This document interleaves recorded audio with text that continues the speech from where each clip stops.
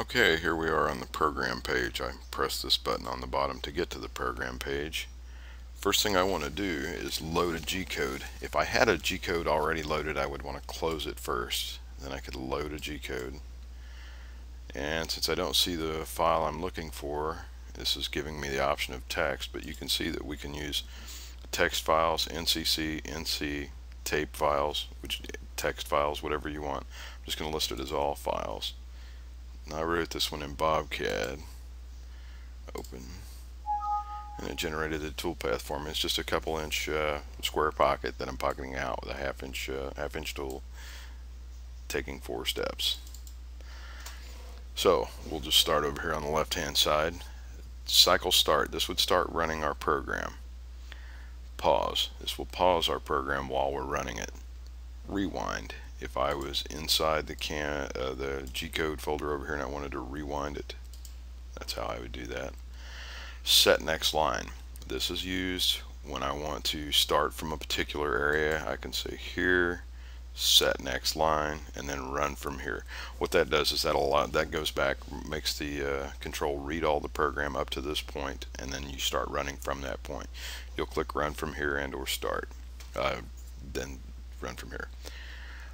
Over here is just different pages that we can use to view for, say, just the G-code alone. If I just wanted to run through and look at that, a little bit larger screen. We have the program check page. To get back from any of these, you hit the program button on the bottom. If I wanted to view a large section of the toolpath, toolpath is a very interesting and extremely useful tool.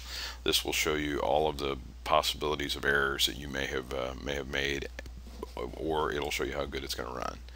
What I can do is I'm left click, I'm holding the mouse button down, and I'm rotating. I can pan by left clicking and holding it down, and I can zoom in by using the scroll wheel.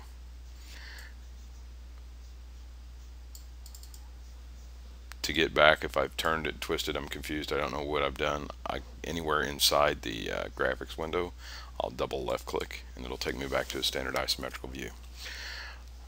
You have options of being able to change different segments inside the graphic display by an arc being a different color, a straight line feed being a different color, a rapid being a different color.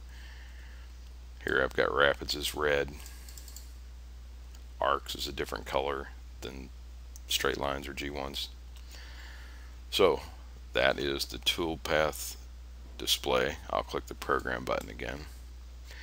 We've already loaded a G-code. If I wanted to close this file, I could click close, or if I wanted to edit the G-code, this will open it up. And typically we use Notepad, but you can select whatever type of any kind of a text editing software you choose to use, as long as it's resident on the computer. Close that back out.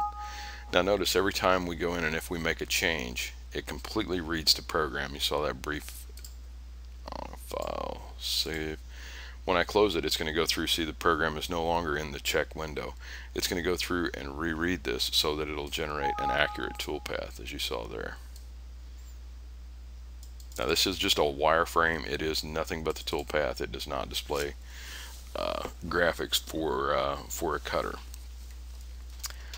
Okay, that was edit. Over here we've got coolant. We can turn our coolant on. Optional stop. Every time it sees an M1, it'll either stop, or if it's off, it'll continue past it. Block skip.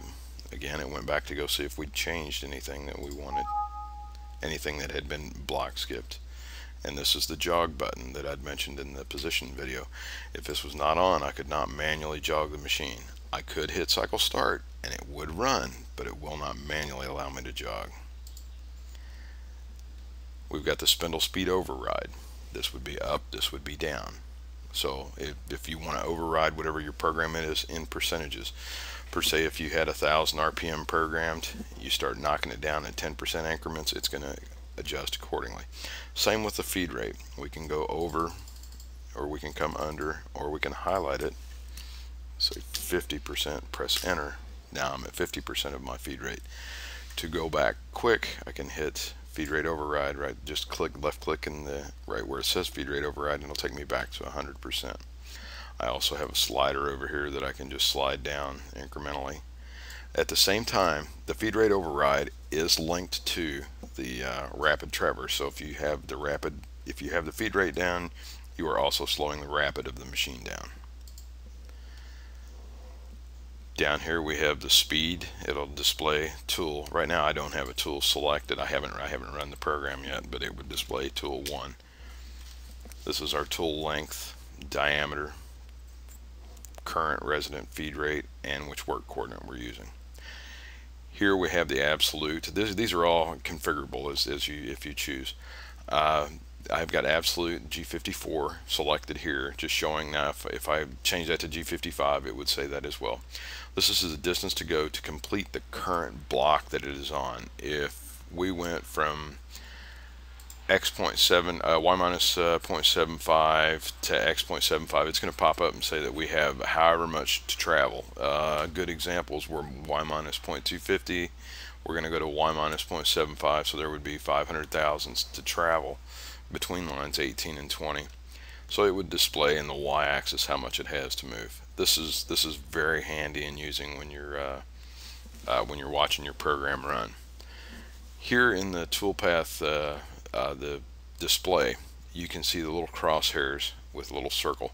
Now this doesn't dictate what size tool I have. Again, this is just a graphic representation, but what it does is allows me to see actually where the tool is right now. And let me go out and I can see these are the travels. The boxed window here, this is actually what I have set up for the travel. Your machine will display how much it has as well. So if you're inside the realm of being able to do it with the machine or not, that shows the soft limits of travel right there. And that is basically the program page.